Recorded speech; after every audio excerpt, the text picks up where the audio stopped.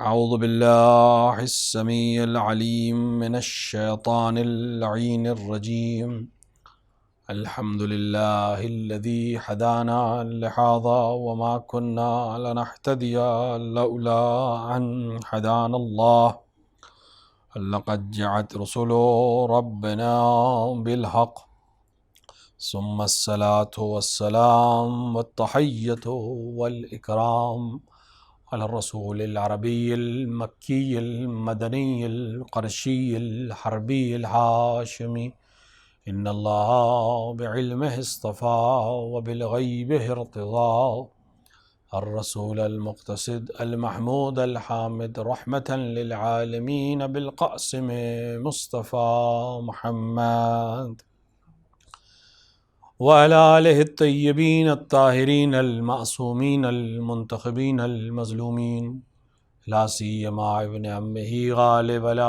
کل غالب مولانا علی ابن ابی طالب ولعنۃ اللہ علی اعدائہم اجمعین من یوم ظلمہم الی لقاء یوم الدین وبعد یوم الدین اما بعد فقد قال اللہ سبحانہ وتبارک وتعالی فی کتابہ المجید وهو أصدق الصادقين وقوله الحق بسم الله الرحمن الرحيم وَلَنَبْلُوَنَّكُمْ بِشَيْءٍ مِّنَ الْخَوْفِ وَالْجُوعِ وَالنَّقْصٍ مِّنَ الْأَمْوَالِ وَالْأَنفُسِ وَالثَّمَرَاتِ وَبَشِّرِ الصَّابِرِينَ صلی اللہ علیہ محمد وآل محمد۔ خداوند عالم قرآن مجید سورہ بقرہ میں آیت نمبر 155 میں یہ ارشاد فرما رہا ہے کہ بالتحقیق بالتاکید تمہارا امتحان لیا جائے گا، تمہیں آزمایا جائے گا، اور یہ آزمائش تمہاری یہ آزمائش کبھی بھوک کے ذریعے ہوگی، کبھی خوف کے ذریعے ہوگی، کبھی مال کے نقصان سے ہوگی، اور کبھی کسی کے چاہنے والے کے جانے کے نقصان کے ذریعے ہوگی، اور کبھی ثمرات کے نقصان کی ہوگی۔ وبشر الصابرین، اور بشارت ہے صابرین کے لیے، یعنی وہ لوگ جو صبر اور امتحان کے اس صبر کے ساتھ اس امتحان کو دے لیں گے وہ کامیاب ہے، انہی کے لیے بشارت ہے۔ انسانی زندگی میں مختلف مراحل جو پیش آتے ہیں اس میں ہمیں تقریباً کم و بیش یہ تمام چیزیں نظر آتی ہیں، اور اگر ہم یہ سوچیں کہ ہمارا امتحان نہیں ہوگا یا ہم آزمائے نہیں جائیں گے تو یہ خیال عبث ہے، کیونکہ خداوند عالم وعدہ کر رہا ہے کہ بالتحقیق تم آزمائے جاؤ گے، حتماً آزمائے جاؤ گے۔ اور یہ سوچنا کہ ہم اللہ کی بندگی کرتے ہیں، ہم نماز پڑھتے ہیں، ہم روزہ رکھتے ہیں، ہم حج پہ جاتے ہیں، ہم زیارت کرتے ہیں، لہٰذا ہمیں سختی نہیں دیکھنی پڑے گی، تو یہ اب خیال بھی بالکل غلط خیال ہے، کیونکہ خداوند عالم سے جتنا نزدیک ہوتے جائیں گے امتحان اتنا سخت ہوتا چلا جائے گا۔ کسی پر سختی ہونے کا یہ مطلب نہیں ہے کہ اس کا امتحان نہیں ہوگا، یا کسی پر سختی پڑنے کا یہ مطلب نہیں ہے کہ وہ عذاب ہے، علیاذ باللہ، نہیں، عذاب نہیں ہے، امتحان ہو سکتا ہے۔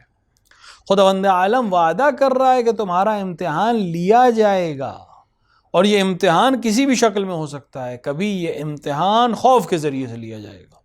آج ہم جس ماحول میں زندگی گزار رہے ہیں تقریباً کہہ سکتے ہیں خوف کا ماحول ہے، ہر طرف خوف ہے، موت کا خوف ہے، بیماری کا خوف ہے، وبا کا خوف ہے، کوئی انسان ملنے کو تیار نہیں، کوئی کسی کے جانے کو تیار نہیں، کوئی کسی کی موت میں جانے کو تیار نہیں، کوئی کسی کی تیمارداری کرنے کو تیار نہیں، سگے اپنے آس پاس میں ملنے کو تیار نہیں۔ یہ خوف کا ماحول ہے۔ اس خوف کے ماحول میں تمہارا امتحان لیا جائے گا۔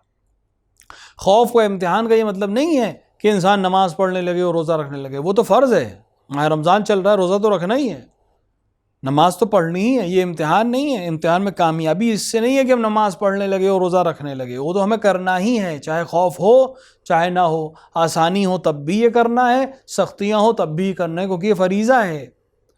امتحان کا مطلب یہ ہے کہ اس خوف کے عالم میں کتنا ایمان باقی رہ جاتا ہے۔ آج جو ہم حالات دیکھ رہے ہیں، آکسیجن کی کمی ہے مثال کے طور کے اوپر، تو ہم اگر ہمارے پاس موجود ہے کہیں ہم اس کو مہنگی تو نہیں بیچ رہے ہیں، دوا ہمارے پاس ہے، مریض کو ضرورت ہے، ہم کہیں مہنگی تو نہیں بیچ رہے ہیں، کسی کی مدد ہم کر سکتے ہیں نہیں کر رہے ہیں، کہ ہم کرنے سے پیچھے تو نہیں ہٹ رہے ہیں، کسی کو گاڑی کی ضرورت ہے، ہمارے پاس گاڑی ہے، ہم فراہم کر سکتے ہیں، اس کو ضرورت ہے ہم دے سکتے ہیں، کہیں ہم اس سے بچ تو نہیں رہے۔ یہ ہے امتحان۔ ہم کسی کو مالی مدد کی ضرورت ہے، ہم سے مدد مانگ رہا ہے، ہم کر سکتے ہیں لیکن ہم نہ کریں، یہ امتحان میں ہم کامیاب نہیں ہو سکے. یہی امتحان ہے. ایسی سختی میں، ان حالات میں، خوف میں، ہراس میں تم کتنے با ایمان رہتے ہو، کتنے حد تک ان ضروریات زندگی کو پورا کرتے ہو، اس سے تمہارا امتحان لیا جائے گا. تو تمہارا امتحان لیا جائے گا.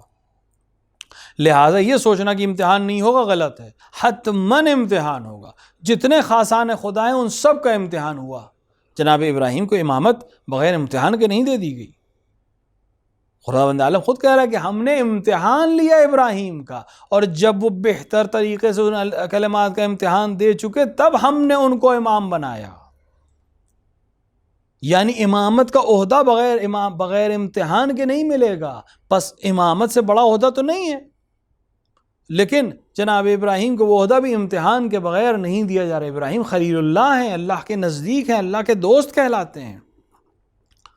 تو لہٰذا یہ سوچنا کہ میں بہت اچھا ہوں، بہت نیک ہوں، میرا امتحان نہیں ہو، غلط ہے. ہم امیر المومنین سے زیادہ نیک تو نہیں ہیں، ہم امام حسین علیہ السلام سے زیادہ نیک تو نہیں ہیں، کون ہو سکتا ہے؟ لیکن ان کو امتحان دینا پڑا یا نہیں دینا پڑا؟ سختی دیکھنی پڑی یا نہیں دیکھنی پڑی؟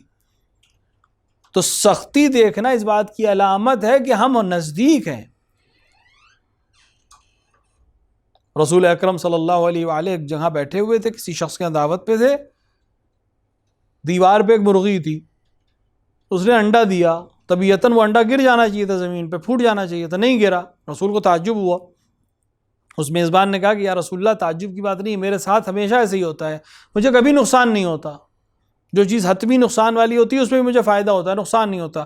رسول اللہ نے اپنے ساتھیوں سے کہا کہ اٹھو یہاں سے چلو، یہ خدا کی مغضوب جگہ ہے، خدا کا غضب یہاں نازل ہونے والا ہے. کیوں؟ ہمیں لگ رہا ہے کہ سختی نہیں ہو رہی ہے. اور دیگر روایت میں ہے کہ امیر المومنین علیہ السلام نے ارشاد فرمایا، نہج البلاغہ میں موجود ہے یہ روایت، فرمایا پورے یہ جملہ موجود ہے کہ اگر تم گناہ کرو اور اس کے باوجود خداوند عالم کی نعمتیں تمہیں ملیں تو یقین کر لو کہ خدا تم پر بڑا عذاب ڈالنے والا ہے. اس سے ڈرو، ان نعمتوں سے ڈرو جو مسلسل غلطی کے باوجود تمہیں دی جا رہی ہوں. اس کا مطلب یہ کہ خدا نے رسی ڈھیلی چھوڑ دی، کسی وقت بھی کھینچ سکتا ہے. لہٰذا امتحان ہونا اس بات کی علامت ہے کہ ہم خدا کے دوست رکھتے ہیں، خدا ہمیں پسند کر رہا ہے، لہٰذا سختی میں ڈال رہا ہے، آزما رہا ہے. جب تک آزمائش نہ ہو، کھرے سونے کو نقلی سونے سے پرکھا نہیں جا سکتا. اسے آگ میں جانا ہی ہے تاکہ کھرے اور کھوٹے کا فرق معلوم ہو جائے. تو امتحان ہوگا، کبھی خوف کے ذریعے سے ہوگا. ہم کہہ سکتے ہیں کہ آج اس دور میں ہم زندگی گزار رہے ہیں، خوف کا امتحان لیا جا رہا ہے. کتنے با ایمان رہ گئے تم اس حالات میں؟ کہیں اللہ اور رسول کے فرامین کو تو نہیں چھوڑ دیا، کہیں ائمہ کی بتائی ہوئی تعلیمات کو تو نہیں چھوڑ دیا. ان سب ماحول میں کتنا ایمان سلامت ہے، یہ امتحان ہے تمہارا. کبھی امتحان بھوک اور پیاس کا امتحان ہوگا. رمضان کا مہینہ ہے، دن میں تقریباً ہم بھوکے اور پیاسے ہیں. یہ ایک طریقہ ہے امتحان کا. کتنے با ایمان رہے، کیونکہ رمضان کے روزے کے لیے باقاعدہ کہا گیا ہے کہ یہ خلوص ترین عبادت ہے، کیونکہ یہی ایک عبادت ہے جس میں ریا کا شیبہ نہیں ہوتا. ہم نماز میں ریا کر سکتے ہیں، حتیٰ زداری میں ریا کر سکتے ہیں، خمس و زکوٰۃ دینے میں ریاکاری کر سکتے ہیں، لوگوں کو دکھا کر دیں، لیکن روزے میں ریا نہیں ہو سکتی، کیونکہ بہرحال گھر کی خلوت میں ہمارے پاس تمام چیزیں موجود ہیں، کوئی نہیں دیکھنے والا ہے. اگر ہم کچھ کھا لیں یا پی لیں کسی کو کیا خبر ہوگی. لیکن یہاں خالصتاً ہم تمام نعمتوں کے باوجود ہم اللہ کے حکم پر اپنے آپ پر کنٹرول کرتے ہیں، نہیں کھاتے ہیں. یہ نہیں کھانا ہمارا امتحان ہے، یہی خلوص ہے. اس کا مطلب ہے یہ عبادت ہم خلوص کے ساتھ کر رہے ہیں. کوئی نہیں تھا روکنے والا. فریج میں نعمتیں بھری ہوئی تھی، ہر چیز فراہم، نہ 1 منٹ پہلے ہم کھائیں گے، نہ 1 منٹ بعد تک کھاتے رہیں گے سحر کے بعد. یہ خلوص ہے اللہ کے حکم پر عمل. اور یہ واقعاً ماہ رمضان ہمیں سکھاتا ہے کہ ہم اپنے آپ کو آمادہ کریں باقی سال کے لیے. اگر اللہ کے حکم سے ہم 15 گھنٹے ان نعمتوں سے جو فراہم ہیں ہمارے لیے اپنے آپ کو روک سکتے ہیں، تو کیوں نہیں ہم پورے سال حرام چیزوں سے اپنے آپ کو روک سکتے ہیں. یہ تمرین ہے باقی سال بھر با ایمان رہنے کی اور حرام سے بچنے کی. لہٰذا یہ رمضان جو تیزی سے گزرتا چلا جا رہا ہے، اس میں ہم اپنے آپ کو تمرین دیں کہ ہم کس طرح باقی سال اپنے آپ کو حرام سے بچا سکتے ہیں. تو کبھی امتحان خوف کے ذریعے ہے، کبھی امتحان بھوک اور پیاس کے ذریعے ہے، اور کبھی تمہارا امتحان نقص اموال کے ذریعے سے، یعنی تمہارا مال چھین لیا جائے گا، کبھی برباد ہو جائے گا، کبھی چھین لیا جائے گا، کوئی نہ کوئی ایسا عمل ایسا ہو کہ تمہارا مال برباد ہو جائے، امتحان ہے تمہارا، کہ کہیں مال چھین جانے کی وجہ سے، مال لٹ جانے کی وجہ سے تم بے دین تو نہیں ہو جاتے، کہیں کم مال ہو جانے کی وجہ سے تم دین کا دامن چھوڑ تو نہیں دیتے۔ امتحان کبھی مال دے کر لیا جائے گا اور کبھی مال لے کے لیا جائے گا، مال کے ذریعے امتحان ہوگا، لے لیا جائے گا تم سے مال لے جانے کے بعد جب تم سے مال چھن گیا تو کتنے با ایمان رہے، کہیں چوری میں تو نہیں پڑ گئے، کہیں دھوکے میں تو نہیں پڑ گئے، کہیں ڈاکہ تو نہیں ڈالنے لگے، کہیں کسی دوسرے کا مال تو نہیں غصب کرنے لگے، یہ امتحان ہے۔ اور کبھی مال دے کر بھی امتحان لیا جا سکتا ہے، دیگر جگہوں پہ اس کی طرف اشارہ ہوا ہے۔ مال دے کر امتحان یہ کہ جب تمہارے پاس مال ہے تم نے کتنا انفاق کیا، کتنے لوگوں کی پرورش کی، کتنے غریبوں کی مدد کی، کتنے رشتہ داروں کی مدد کی، کتنا صلہ رحم کیا۔ مال جو تمہیں دیا جا رہا ہے اس کا حساب لیا جائے گا ایک دن۔ امیر المومنین علیہ الصلوۃ والسلام اور دیگر افراد کے ذریعے پیغمبر نے ایک دن سب کو بلایا، اپنے کچھ اصحاب کو، امیر المومنین کو بھی بلایا، اور سب کو کچھ دینار یا درہم دیے، سب نے لے لیے۔ اس کے بعد ایک دن، روایت کہتی ہے ایک دن پیغمبر نے نماز ظہر پڑھنے کے بعد ان تمام لوگوں کو دوبارہ بلایا جن کو پیسے دیے تھے، اس دن بلایا اور مدینے کے باہر لے کے چلے صحرا میں، اور صحرا میں بیچ دوپہر میں صحرا میں ایک پتھر تھا، ظاہر ہے صحرا میں اگر کوئی پتھر رکھو کتنا گرم ہوگا وہ پتھر۔ اب کہا کہ ایک ایک آدمی اس پتھر پہ جائے، ایک آدمی، اب ظاہر سے تو اس صحرا کی اس گرمی میں جب کوئی آدمی اس جلتے ہوئے پتھر پر جائے گا تو اس کی کیا حالت ہوگی۔ پیغمبر نے کہا اب مجھے وہ جو تمہیں 100 دینار یا 100 درہم جو بھی رقم دی تھی اس کا حساب دو۔ اب ایک انسان اگر جلتے ہوئے پتھر پہ کھڑا ہو تو کس طرح کھڑا ہوگا؟ بے چینی، پیر ایک کے بعد پیر اٹھا رہا ہے اور حساب دینا ہے، کوشش کر رہا ہے کہ میں نے 1 درہم کہاں خرچ کیا، 2 درہم کہاں خرچ کیے، بے چین۔ جب وہ پورا حساب دے کے اترے، پیغمبر نے دوسرے فرد کو کہا اب تم جاؤ، تم حساب دو۔ یہ حساب دے رہے ہیں اور پریشان ہو رہے ہیں سب، بے چینی، پریشانی۔ اس کے بعد پیغمبر نے کہا، امیر المومنین علی سے کہا کہ اے علی آپ بھی آئیے۔ یہ جتنے لوگ پیر جن کے جل رہے تھے وہ سب اس وقت خوش ہوئے کہ اب علی کے بھی پیر جلیں گے، اعوذ باللہ، حسد کہ ابھی تک تو ہم لوگ پر پڑ رہا تھا، اب علی بھی جائیں گے حساب دیں گے۔ علی گئے، علی پیغمبر پتھر پہ کھڑے ہوئے، یا رسول اللہ آپ نے جو مجھے پیسے دیے تھے میں نے اسی دن فقیر کو انفاق کر دیے، والسلام نیچے۔ کتنی دیر لگی یہ کہنے میں، تو سب کے آرزوؤں پہ پانی پھر گیا۔ لیکن امیر المومنین نے ایک طریقہ بتا دیا کہ جب حساب لیا جائے گا تو جتنا آسان حساب ہوگا اتنی جلدی تم اس گرمی سے نجات پالو گے۔ پیغمبر نے کہا کہ اس پتھر کی گرمی تم میں سے دیکھ رہے ہو، یہ دنیاوی پتھر ہے، دنیاوی گرمی ہے، دنیاوی سورج کی گرمی ہے۔ تمہیں 100 درہم دیے گئے تھے، 2 دن بعد تم سے حساب لیا گیا، تمہیں کتنی پریشانی ہوئی۔ اب قیامت کی گرمی کا تصور کرو، پوری عمر کا حساب دینا ہے۔ امیر المومنین نے وہاں بھی عمل کر کے بتا دیا کہ کیسے قیامت کی گرمی سے بچ سکتے ہو، جب تمہارا حساب صاف ہوگا، تم نے کسی کا مال نہیں لیا ہے، تم نے کوئی غلطی نہیں کی ہے، تمہارا حساب تیزی سے ہو جائے گا، حساب آسانی سے ہو جائے گا۔ دنیا سے اپنے لاؤ کو بت کم لگاؤ، آخرت کے لیے زیادہ محنت کرے انسان۔ دنیاوی مال حاصل کرنا بری چیز نہیں ہے، بالکل دنیا کے ہر داد و ستم مال سے ہوتی ہے، مال حاصل کریں، لیکن مال حاصل کر کے دنیا میں نہ ملوث رہ جائیں، آخرت کا حساب کریں، آخرت میں کام آئے گا۔ ایک مشہور قصہ ہے، صرف عبرت کے لیے قصہ ہے، ظاہراً حقیقت نہیں ہے، قصہ ہے کہ ایک شخص تجارت کر رہا تھا، کشتی سے کہیں سفر کر رہا تھا، اس کی کشتی طوفان میں پھنس گئی، ٹوٹ گئی۔ اس نے ایک پٹرے پہ کسی طرح اپنے آپ کو کشتی سے ٹوٹے ہوئے پٹرے کے اوپر اپنے آپ کو ڈال لیا کہ شاید نجات مل جائے، اور ایک ساحل تک پہنچ گیا۔ ساحل پہ پہنچا، وہاں کے لوگ دیکھا ساحل پہ لوگ جمع ہیں، اور وہ اس کی طرف آئے اور انہوں نے بہت استقبال کیا، شور اور ہنگامے کے ساتھ اس کو لے گئے، محل میں لے گئے اور لے جا کے تخت پہ بیٹھا دیا اور سر پہ تاج رکھ دیا کہ آپ بادشاہ ہیں اس ملک کے۔ اس کو بڑا تعجب ہوئی، یہ کیا ہے؟ بہرحال شکر خدا کیا کہ مجھے نجات بھی مل گئی، حکومت بھی مل گئی، لیکن ایک انسان عاقل انسان تھا، اس نے سوچا کہ اب جب مجھے حکومت مل گئی ہے اور اللہ نے مجھے یہ چیزیں نوازی تو میں فکر کروں، آخرت کی بھی کچھ فکر کروں، آئندہ کی بھی کچھ فکر کروں. تو اس نے جو وزراء تھے اس حکومت میں جو مل گئی تھی، بھائی بہت سے وزیر بھی تھے، اس نے ایک بوڑھے شخص کو، جس کو لگا کہ یہ بہت با ایمان شخص ہے اور عاقل شخص ہے، اس کو بلایا اپنے پاس. اس کو جب اطمینان ہو گیا کہ یہ معتمد ہے، اس پہ ایمان لیا، اس پر اعتبار کیا جا سکتا، تو اس سے پوچھا کہ ماجرا کیا ہے، کیوں تم لوگوں نے مجھے بادشاہ بنایا؟ اس نے کہا مجھے معاف رکھے، انہیں تمہارا جو خوشی ہے ختم ہو جائے گا. نہیں کوئی حرج نہیں، انسان کو عاقل ہونا چاہیے، اپنے آئندہ کی فکر کرنی چاہیے. کیا مسئلہ ہے مجھے بتاؤ. اس کی سمجھ میں آ گیا کہ انسان عاقل ہے، جو اپنے کل کی فکر کر رہا ہے وہ عاقل ہے. اس نے کہا اس جزیرے کے لوگوں کا ایک طریقہ ہے، اس شہر کے لوگوں کا ایک طریقہ ہے کہ سال میں ایک دن کوئی خاص معین دن ہے، اس دن وہ اپنے بادشاہ پر حملہ کرتے ہیں، اس کو اس کے تخت سے اتارتے ہیں اور دریا میں پھینک دیتے ہیں، اس کی حکومت ختم کر دیتے ہیں.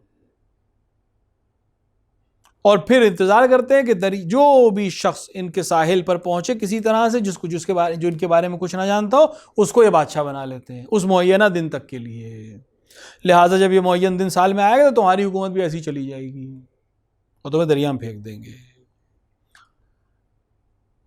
اس شخص نے کہا کہ خدا نے اس وقت مجھے طاقت میرے پاس دی ہے، حکومت میرے پاس ہے، لہٰذا مجھے کل کا انتظام ابھی سے کرنا چاہیے. کیا کروں، رائے میں کیا کر سکتا ہوں؟ اس نے کہا یہاں سے کچھ دور پہ ایک جزیرہ ہے، یعنی سمندر کے بیچ میں ایک جزیرہ ہے، وہ ہمیشہ سبز اور آباد رہتا ہے. میرے حساب سے ابھی تمہارے پاس طاقت ہے، تمہارے پاس لوگ ہیں، افراد ہیں، تمہارے حکم پر عمل کریں گے. تم کچھ معتمد آدمی لے کر اس جزیرے پہ بھیجو، وہاں ایک بہترین قصر اپنے لیے بنواؤ، محل اپنے لیے بنواؤ، قلعہ اپنے لیے بنواؤ، ساری ضرورتوں کا سامان یہاں سے دھیرے دھیرے وہاں پہنچا دو. اور اس کے بعد جب وہ وقت معین آئے تو وہاں کچھ لوگ ایسے رکھو جو تمہیں نجات دے دیں، سمندر سے تمہیں وہاں پہنچا دیں. اس کو بات پسند آئی، اس نے اپنی حکومت کا فائدہ اٹھایا، کچھ لوگوں کو وہاں بھیجا، انہوں نے وہاں کچھ ہی مدت پہ گھر بھی بنا دیا، محل بھی بنا دیا، سارے انتظامات کر دیے، یہاں تک کہ وہ معین دن آ گیا. جب وہ معین دن آ گیا، وزیر جو اس کا معتمد تھا، اس نے اپنے آپ کو پہلے ہی ایک چھوٹی کشتی کے ساتھ دریا میں پہلے ہی اپنے آپ کو لے گیا. وہ لوگوں نے اس کو اٹھا کے، بادشاہ کو اٹھا کے دریا میں پھینک دیا اور لوگ چلے گئے کہ یہ غرق ہو جائے گا. اس وزیر نے جا کے اس کو نجات دی، اس جزیرے پہ لے گیا، وہاں آرام سے اس نے زندگی گزاری. یہ کہانی ہے، داستان ہے، لیکن ایک عبرت ہے کہ جب ہمارے پاس اختیار ہے، جب ہمارے پاس کنٹرول ہے، جب ہمارے پاس طاقت ہے، ہم اپنے آئندہ، اپنے فیوچر کی فکر کریں. فیوچر اس دنیا میں نہیں ہے، فیوچر آخرت میں ہے. ہر جانے والا شخص ہمیں یہ خبر دے رہا ہے کہ یہاں کچھ نہیں ہے. کل تک جو چہرے ہمارے ساتھ بیٹھے تھے، ہنس رہے تھے، مسکرا رہے تھے، آج ہمارے درمیان نہیں ہے، ٹنوں مٹی کے نیچے دفن ہے. تو لیکن آج ہم زندہ ہیں یعنی طاقت ہمارے پاس ہے، زندہ ہیں یعنی عقل ہمارے پاس، زندہ ہے یعنی وسائل ہمارے پاس ہیں. کیا کریں؟ آئندہ کے لیے اس جزیرے پہ، وہ جزیرہ ایک مصنوعی جزیرہ ہے، لیکن آئندہ ایک دنیا ہے جہاں حساب و کتاب کے بعد رہنا ہے. اس کے لیے اپنے قصر ہم آج تیار کر لیں. کیا چیز کام آئے گی؟ نیک اعمال کام آئیں گے. کیا چیز کام آئے گی؟ یہ مال دنیا میں دوسروں کے کام آؤ گے، یہ مال تمہارے لیے وہاں ذخیرہ ہو جائے گا. تمہیں محل چاہیے، یہاں لوگوں کے کام آؤ، وہاں محل بنے گا. یہاں تلاوت قرآن کرو، وہاں محل ملے گا. یہاں اہل بیت کی شان میں قصیدے کو، وہاں محل ملے گا. یہاں نیکی کرو، وہاں تمہیں فائدہ ملے گا. لہٰذا ہر جانے والا یہ عبرت ہمیں دے رہا ہے. عاقل وہ ہے جو اپنی اس چیز سے عبرت حاصل کرے اور اپنے آئندہ کی فکر کر کے محل اور دیگر چیزوں کو فراہم کر لے. ہر جانے والا یہی ہو. آج اس ماحول میں جب ہر طرف ہمیں خبریں مل رہی ہیں، ہر دن کسی نہ کسی کی جانے کی خبر ہے، اس وبا کے ماحول میں انسان کیا کرے؟ خوف خدا اور پناہ مانگے خدا سے بلا میں. اہل بیت علیہ السلام سے متمسک ہو. زیارت عاشورہ کی تلاوت زیادہ سے زیادہ کریں، اگر ہو سکے تو 100 صلوات کے ساتھ ضرور تلاوت کریں. دعائے القمہ پڑھیں. بہترین وسیلہ بلاؤں سے نجات کا یہی زیارت ہے. اور یہیں پہ یہ بات بھی میں اشارہ کر دوں، یہ جو مختلف میسیجز آتے ہیں کہ فلاں دعا امیر المومنین نے بتائی ہے، فلاں بات امیر المومنین نے بتائی ہے بلا سے بچنے کے لیے، ضرور ریفرنس مانگیں. اگر ریفرنس نہ ہو تو نقل نہ کریں. اگر حالت روزہ میں جھوٹی روایت امیر المومنین یا دیگر کسی امام سے منسوب کر کے آپ فارورڈ کر دیں، یہ سوچ کر اور یہ جان کر کہ یہ خبر ہے، اس پر ایمان رکھ کر متوجہ رہ کر، تو روزہ باطل ہو سکتا ہے. خیال رکھیں. اہل علم سے پوچھیں. اگر آپ کو کتابوں کا مطالعہ نہیں ہے تو اہل علم سے پوچھیں کہ واقعاً ایسا امیر المومنین نے کہا ہے کہ نہیں کہا ہے. لیکن جو چیز کہی ہے وہ میں آپ کے سامنے بیان کر رہا ہوں. جب بھی بلا آئے اللہ سے پناہ مانگو، جب بھی بلا آئے استغفار کرو، جب بھی بلا آئے حسین ابن علی سے تمسک کرو. علماء نے کیا ہے یہ عمل، زیارت عاشورہ کا عمل کیا، پورے شہر پر بلا آئی لیکن مومنین پہ بلا نہیں آئی. مومنین اس کا خیال رکھیں، زیادہ سے زیادہ زیارت عاشورہ کی تلاوت کریں تاکہ انہیں نجات حاصل ہو سکے، کم سے کم خاتمہ بالخیر ہو سکے. تو تمہارا امتحان لیا جائے گا، کبھی خوف کے ذریعے سے، کبھی بھوک اور پیاس کے ذریعے سے، کبھی اموال کے نقصان سے، اور کبھی نفوس کے نقصان سے. تمہارے چاہنے والوں کو تم سے لے لیا جائے گا. امتحان ہے یہ. کس طرح رہتے ہو؟ کہیں بے دین تو نہیں ہو جاتے؟ کہیں ایسی باتیں تو نہیں کرنے لگتے؟ کسی چاہنے والے، کبھی کسی باپ سے بیٹے کو لے لیا جائے گا، کبھی باپ سے بیٹے کو لے لیا جائے گا، کبھی ماں سے بیٹے کو لے لیا جائے گا، کبھی بیٹے سے ماں کو لے لیا جائے گا، کبھی بہن چلی جائے گی، کبھی بیٹی چلی جائے گی، کبھی ماں چلی جائے گی. طریقہ یہی ہے، جو آیا ہے اسے جانا ہے.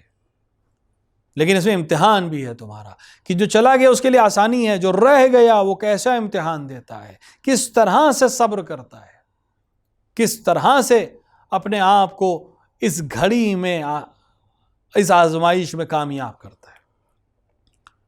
تو کامیاب وہ ہے جو ان تمام امتحانوں میں صبر سے کام لے. وبشر الصابرین، اور بشارت ہے صبر کرنے والوں کے لیے. خداوند عالم نے قرآن میں بہت سے لوگوں کو بشارت دی ہے.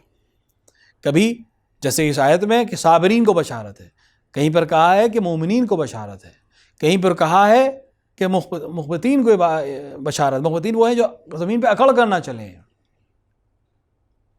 کہیں پہ کہا بشارت ہے ان لوگوں کے لیے جو ایمان لے اور عمل صالح انجام دیں. صرف ایمان نہ لائیں، عمل صالح بھی انجام. سب کی بازگشت ایک ہی تیسری طرف ہے. جو اپنے آپ کو خدا سے نزدیک کرے اس کے لیے بشارت ہے، محسنین کے لیے بشارت ہے. ماہ رمضان بہترین وقت ہے محسن بننے کا، کار خیر کرنے کا، عمل خیر کرنے کا، کہ جس کا ایک ایک عمل خداوند عالم کیا ہزار ہزار گنا فائدہ رکھتا ہے، کیونکہ ماہ مبارک رمضان کی حرمت اسے مل جائے گی اور عظمت اسے حاصل ہو جائے گی. قرآن کی تلاوت کرے، روزہ افطار کرائے. اس ماحول میں اگر لوگوں کے گھر نہیں جا سکتے یا لوگوں کو بلا نہیں سکتے، گھر تک پہنچوا سکتے ہیں. اب تو آن لائن کا زمانہ ہے، آن لائن آپ پیمنٹ کر سکتے ہیں لوگوں کو تاکہ افطار کریں. آج ہماری طرف سے افطار کریں، صلہ رحم کریں، اپنے رشتہ داروں تک پہنچیں. مرحومین کے لیے سال ثواب کرنا چاہتے ہیں، قرآن کی تلاوت کرائیں، کسی کو افطار کرائیں. پیغمبر نے کہا ماہ مبارک رمضان میں اگر کوئی شخص ایک کھجور سے کسی کو افطار کروائے تو اس نے اپنے تمام گناہوں کو بخشوا لیا. کتنا اچھا ہو کہ ہم مرحوم کے نام پر افطار کرائیں. ٹھیک ہے مسجد میں لوگ جمع نہیں ہو پا رہے ہیں، گھروں میں لوگ جمع نہیں ہو پا رہے ہیں، جہاں ہیں ان کے اپنے گھر میں ان کے لیے افطاری کا انتظام کر دیں. لیکن اللہ کے لیے کریں، فیس بک کو واٹس ایپ پہ ڈالنے کے لیے نہ کریں، اللہ کے لیے کریں. فیس بک کے لائک کے لیے اور واٹس ایپ کے لائک کے لیے اور ان لائکس کے لیے اگر کریں گے تو ثواب پھر نہیں ملے گا، لائکس ملیں گے. ثواب کے لیے کرنا ہے، اللہ کے لیے کریں. اللہ کو بتانے کی ضرورت نہیں کہ کس نے کس کے لیے کیا کیا، اسے سب خبر ہے. بس اللہ کے لیے کریں. امیر المومنین کی سیرت پہ عمل کرتے ہوئے چلیں کہ جب تک امیر المومنین کی شہادت نہیں ہوگی کسی کو خبر بھی نہیں تھی کہ دینے والا علی تھا، پہنچانے والا علی تھا. اور یہ امام ائمہ علیہ السلام میں سب کے لیے ملتا ہے. ہمیں ہر امام کے جانے کے بعد لوگوں کو پتہ چلتا تھا کہ وہ جو رات میں روٹیاں رکھ کے جاتا تھا وہ علی تھے، وہ حسن تھے، وہ حسین تھے. ہم ان کے اگر ماننے والے ہیں تو ہماری سیرت کم سے کم کچھ حد تک تو ان سے مشابہ ہو. شبہ قدر آ رہی ہیں، اعمال کریں، خداوند عالم سے اپنے آپ کو نزدیک کریں. ماہ رمضان گزر رہا ہے بہت تیزی کے ساتھ، شبہ قدر آ رہی ہیں. ہو سکتا ہے اس طرح سے مجلس و ماتم نہ کر سکے ہم، لیکن اپنے گھر میں تو کر سکتے ہیں. اس سے مطلب نہیں ہے امام حسین اور امام علی کو کہ مجلس میں کتنے لوگ تھے. جتنے زیادہ ہوں اچھی بات ہے، لیکن آج کے ماحول میں اگر نہیں اکٹھا ہو سکتے، آپ اپنے گھر میں 2 لوگوں کے ساتھ علی کو یاد کریں، حسین کو یاد کریں. بے شک اس مجلس کو مجلس میں شمار کیا جائے گا اور لکھا جائے گا. اور مجلس برپا کرنے کے ساتھ ساتھ اپنے آپ کو تنبیہ کریں کہ مجھے سیرت علوی پہ چلنا ہے، مجھے سیرت حسنی اور حسینی پر چلنا ہے. یہ بہترین عمل ہے جو ہم کر سکتے ہیں. اس بلا سے بھی نجات کے لیے بھی بہترین عمل ہے، آخرت کے لیے بھی بہترین عمل ہے، دنیا میں کامیابی کے لیے بہترین عمل ہے. جو یہ عمل انجام دے وہ صابرین میں ہوگا، امتحان جو دے دے گا وہ صابرین میں ہوگا، اور ان کے لیے بشارت ہے. اللہ بشارت دے رہا ہے. ایک دفعہ ہم کوئی خبر دیتے ہیں بشارت ہو سکتی ہے، ایک دفعہ خدا کہہ رہا ہے کہ بشارت دے دیجئے ان کو. صابرین کے لیے بشارت ہے، مخبتین کے لیے بشارت ہے، محسنین کے لیے بشارت ہے. الذین آمنوا وعملوا الصالحات، جو ایمان لائے اور عمل صالح انجام دیے ان کے لیے بشارت ہے، اور صابرین کے لیے بشارت ہے. صبر، امیر المومنین علیہ الصلوۃ والسلام نے صبر کو تشریح کیا، نہج البلاغہ میں بھی اور الحکم میں بھی تفصیل کے ساتھ موجود ہے. فرمایا کہ صبر کے 3 مقام ہیں. پہلا صبر ہے اطاعت میں، عبادات میں صبر. یہی ماہ رمضان اس کی بہترین مثال ہے. میرا دل چاہ رہا ہے بہترین غذا کھانے کا، موجود بھی ہے لیکن میں نہیں کھا رہا ہوں، صبر کر رہا ہوں. صبر کے اس معنی کو بھی سمجھیں. صبر تب ہوتا ہے جب اختیار ہو آپ کے ہاتھ میں. مجبور ایک بڑے آدمی نے آپ کا مال چھین لیا، آپ اس کا کچھ نہیں بگاڑ سکتے، اور آپ سے کوئی کہے صبر کرو تو آپ یہ صبر نہیں ہے، مجبوری ہے. صبر تب ہے کہ جب ہاتھ میں قلعہ خیبر کو اکھاڑنے کی طاقت ہو، لیکن اگر کوئی مال چھین لے اور حکومت چھین لے تو اللہ کے لیے صبر کریں کہ اسلام باقی رہے، میری حکومت جاتی ہے تو جائے. یہ ہے صبر، یہ انسان صابر کہلائے گا. صبر یہ ہے کہ کائنات کا پانی قبضے میں ہو اور بھوک اور پیاس کے ساتھ امتحان دیا جائے کہ میری پیاس امتحان ہے لہٰذا میں صبر کروں گا. تو امیر المومنین فرماتے ہیں کہ صبر کا پہلا مقام یہ ہے کہ انسان اطاعت میں، عبادات میں، طاعت الہی میں صبر کرے. نیند آ رہی ہے نماز صبح کے وقت، گہری نیند میں ہے، دل چاہ رہا ہے سوتے رہیں، اے سی کی کولنگ بنی ہوئی ہے، صبر کریں، اپنے آپ کو بستر سے اکھاڑیں. روایات میں ہے کہ صبح کے وقت انسان اپنے آپ کو بستر سے اٹھاتا نہیں بلکہ اکھاڑتا ہے. اپنے آپ کو اطاعت الہی میں صبر کرے. بہترین غذا رکھی ہے نہیں کھائے گا، صبر کروں گا جب تک وقت افطار نہ ہو جائے. تو اطاعت الہی میں کبھی صبر کرتا ہے انسان.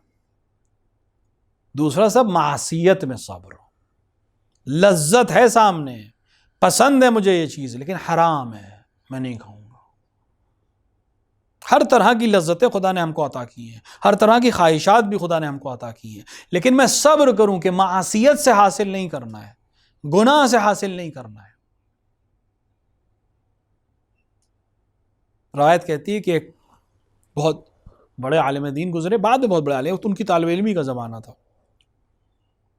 ٹھنڈی رات تھی، طوفانی، سرد، مدرسے میں اکیلے تھے. کسی نے رات میں مدرسے کا دروازہ کھٹکھٹایا، کوئی نہیں تھا، یہ خود گیا مدرسے کا دروازہ. ٹھنڈی شدید ٹھنڈک، تاکہ دروازہ کھولا، دیکھا ایک خاتون کھڑی، ایک جوان خاتون کھڑی. کہا کون ہوگا؟ فلاں شخص کی بیٹی ہوں میں. ایک بڑا شخص تھا جو ظاہراً حاکم تھا، اس کی بیٹی تھی، شہزادی تھی. کہ میں لوٹ رہی تھی، طوفان میں پھنس گئی ہوں، میں نہیں جا سکتی واپس قصر اپنے محل، کوئی جگہ پناہ کی نہیں ملی، یہ مدرسہ مجھے دکھائی دیا، مجھے پناہ چاہیے. اس وقت کوئی راستہ نہیں تھا، اپنے حجرے میں لے آئے، بستر بھی ایک ہے، بستر دے دیا. ٹھنڈی رات ہے، کہاں جائیں، یہ بھی کہیں نہیں جا سکتے. ایک نامحرم جوان خوبصورت ایک کمرے میں، وہ سو گئی. اس کو اتنا اطمینان تھا کہ میں مدرسے میں ہوں، ایک عالم دین کی پناہ میں ہوں، سو گئی. اس کی آنکھ کھلی صبح تو اسے محسوس کیا کہ کسی چیز کے جلنے کی مہک آ رہی ہے.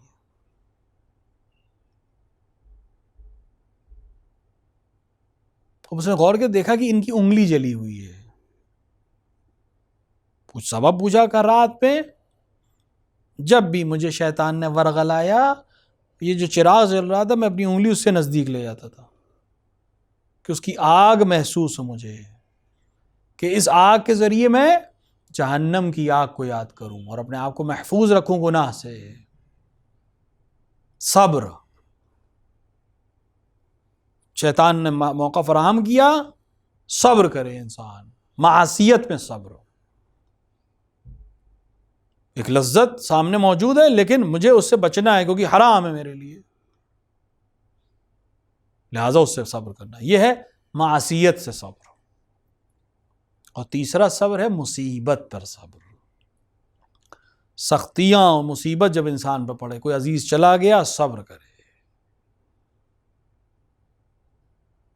میں نے عرض کیا کہ خدا امتحان لے گا، کبھی خوف کا امتحان، کبھی بھوک اور پیاس کا امتحان، کبھی نقص اموال اور نقص انفس کا امتحان، کبھی کسی سے کوئی امتحان لیا جائے گا، کسی سے کوئی امتحان لیا جائے گا، اور جو اس میں صبر کے ساتھ آگے بڑھے گا وہ اس کے لیے بشارت ہے. لیکن ایک امتحان دینے والا ایسا بھی تھا کہ اس نے سارے امتحان ایک وقت میں دیے. خوف کا امتحان بھی تھا، بھوک اور پیاس کا امتحان بھی تھا، نقص اموال کا امتحان بھی تھا، نقص انفس کا بھی امتحان تھا.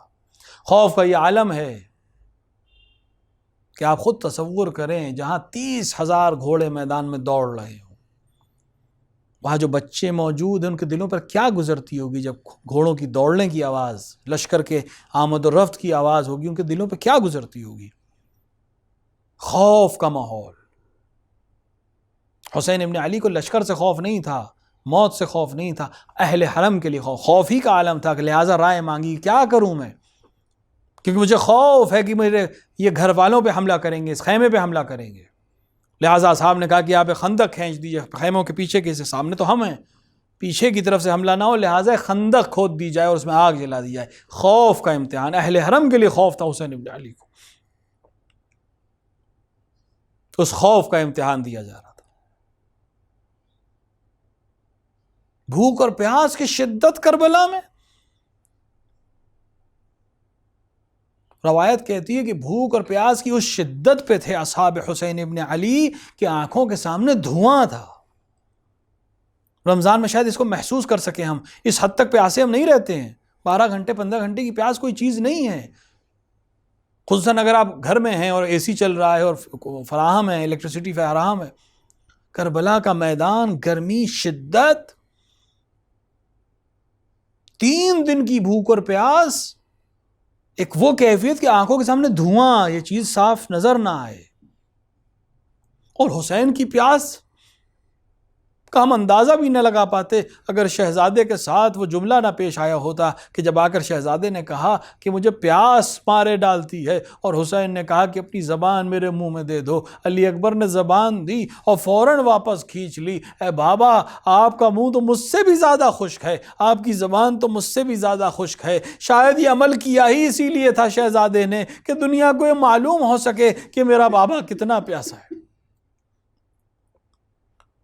ہم مرحوم کے اصالہ ثواب کے لیے مجلس عنوان مجلس پنجم رکھی گئی ہے.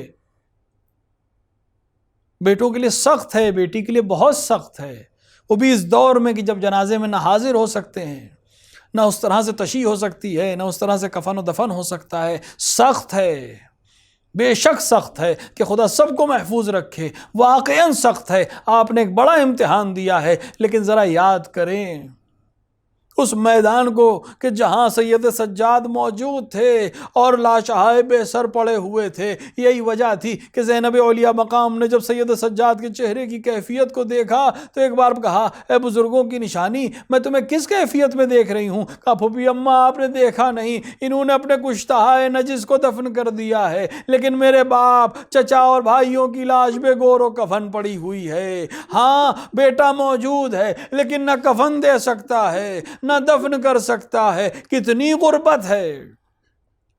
نقص اموال کے ذریعے سے امتحان لیا جائے گا، مال لوٹا جائے گا، اس طرح سے مال لوٹا جائے گا کہ خود شہزادی نے فرمایا آنے والے سے کہ اے آنے والے، اب ہمارے پاس کچھ محفوظ نہیں ہے، کچھ بھی نہیں بچا ہے، اور اگر تجھے یقین نہ آئے تو تو کل صبح کی صبح جب سورج اگ جائے تو پھر آ کر دیکھ لینا، ہمارے پاس اب کچھ بھی نہیں ہے جسے تو لوٹ سکے. اور انفس کے امتحان اس طرح سے لیا گیا کہ ایک پہر میں پورا گھر اجڑ گیا، کسی کے یہاں ایک منازع ہوتا ہے پورے محلے میں ایک عجیب سی خاموشی چھا جاتی ہے۔ ارے ذرا زینب اور سید سجاد کی کیفیت دیکھیں۔